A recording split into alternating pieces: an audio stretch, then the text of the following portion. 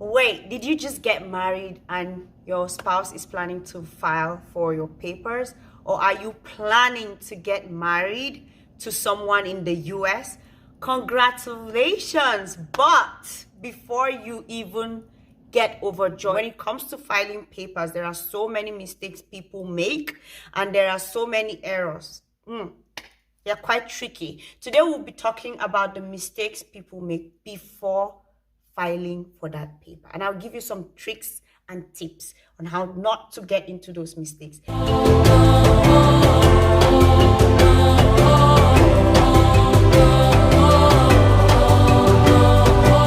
Hi everyone, welcome back to my channel. If this is your first time of watching me, I am More of Tia. I am so happy to have you here. Please do me a favor by being part of the family. Just subscribe and click on the notification bell so that you will always hear this voice. And I'll be more than happy to connect with you. Okay, guys, let's go into the time-costly mistakes people make when they are filing for their spouse. You know that you do not have the time to waste, okay? I don't want you to make mistakes that I have seen several people making that. So immediately, you know that you love this man or you love this woman, please go ahead and start making your plans. And of course, if it's in Africa, you know that you have to pay some, things. So just make sure you're approved by the family, and immediately just go and do your court wedding. You don't have to. For myself, let me cite myself as an instance. I was not so sure at that time because immediately he paid for my bride price. He said, let's go and do a court wedding. I'm like, that was so fast. Because I was not exposed, I did not know, and I was kind of scared for him to quickly do that. So I'm like, okay, let's go. But I only told my mom to tell my dad about it, but I did not tell any other person. I said, if it happens that the marriage does not work, nobody would know I ever had a divorce.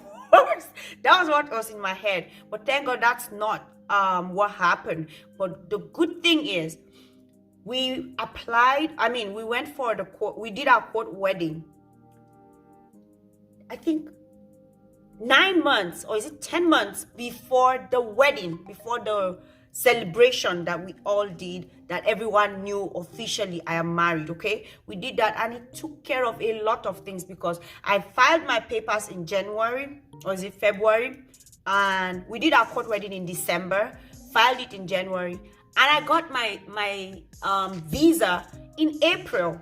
In short, February. I just came in April, but I got my paper in February. Did not know. There was a long story to that. Long story short, that was a very short wait compared to many people that have gotten married. Most of the time after the celebration, your head is like, yes, let's now go. It's time to go and meet my husband. And it's like, bye, you guys, don't worry, you soon come. And then you keep waiting, you keep waiting. It's so frustrating to know that you don't even know when you're going to meet your spouse, okay? And unfortunately, some people have spent 2 years. I don't want to talk of the ones that people make mistakes in filling just the forms, and it makes it even longer. This takes me to the next point. Please do not make any mistake. No room for mistakes.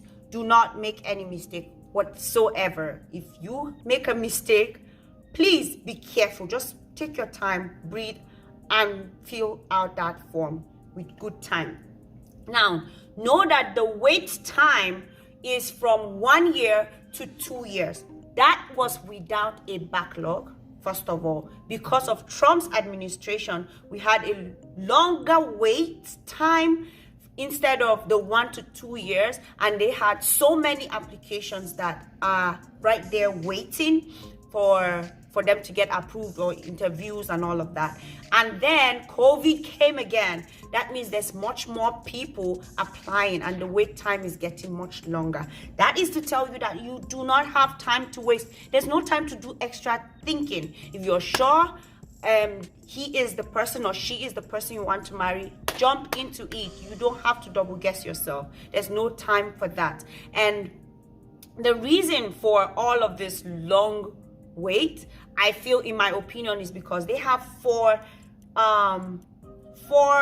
service centers in the whole of US for 50 states, including Guam and Puerto Rico. Now, just think about it. If you have a lot of states to take care of, you're not the only person. Don't think like I'm the only one going to get married to an American person. You're not the only one. So please, it's either we would talk about the fiance visa, which can be a little bit lighter. We'll talk about that in another video. Or if you have money, you just bring the person in, get an admission for the person. We'll talk about that as well. There are other ways to bring your spouse in and, you know, bounce this wait time. But for this one specifically, if you have no other way but this one, please make sure you take your time to do the right thing. And please ask questions. Take your time to read everything they're sending to you, and always go back to the site to check. Sometimes they may send you a message if there's an error, and if you don't see it, they're not going to call you and say, oh, how are you, come and see you, you made a mistake. It will remain there until the day you see it, and they'll be like, oh, we've been waiting for you. So please do yourself a favor and always go there to check if there's any update on your case. So as much as we're filing, the form you're going to use to file those papers, to file for your visa, to file for your spouse, is called Form I-130. And when you're filling that form, I would always tell you, please be careful. Know that it is not a joke.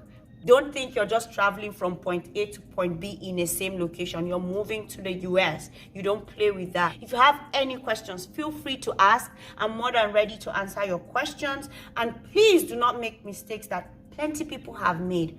Learn to be better than any other person that has made that mistake, okay? Learn from other people's mistake. Thank you so much for watching, and hope to see you next time. Bye.